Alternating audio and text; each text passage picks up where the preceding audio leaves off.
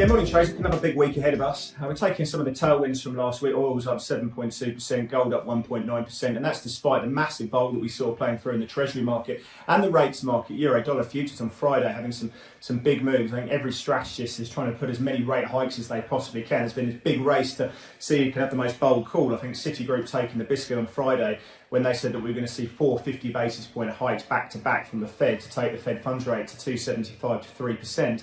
Yeah, despite that massive vol that we've been seeing, 10-year treasuries up 214, 247 on the week. We saw real rates moving up to negative 50 basis points. I think that's something that's going to really concern me going forward. If this gets closer to positive, I think equity markets are going to feast on that situation. Of course, we are continuing to watch what happens in the yield curves going forward.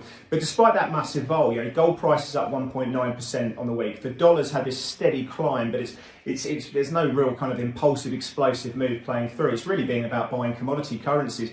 Now, having a look at the FX open this morning, we're seeing a little bit of selling in the Kiwi dollar, a little bit of selling in the Noki, but nothing substantial by any means at all, considering just how explosive the moves have been recently. Noki yen up 4% last week, Aussie yen up 3.8% last week. Can that continue? The momentum is there, and I think people are just looking for a pullback to go in there. Now, in terms of the yen, we're all watching that Bank of Japan statement of opinions, the summary of opinions coming through later in the week. Will they talk about the Japanese yen? I suspect they will. We are watching what happens with equities. Despite what we've been seeing in the rate story, equities are finding a bid. Now, that may change as we go into month end and quarter end. That's going to be something we're watching. There's a lot of focus on the rebalancing that could take place. Now, once we get this structure out of the way, will people look to take those risk-off positions back into equities again? Last week the S&P was up 1.8%, the Nasdaq was up 2%. It's really all about buying the Nikkei at the moment. That's the momentum play, up 5.6% on the week. We've got options expiry, certainly, and futures expiry coming through in a lot of the energy complex. Aussie dollar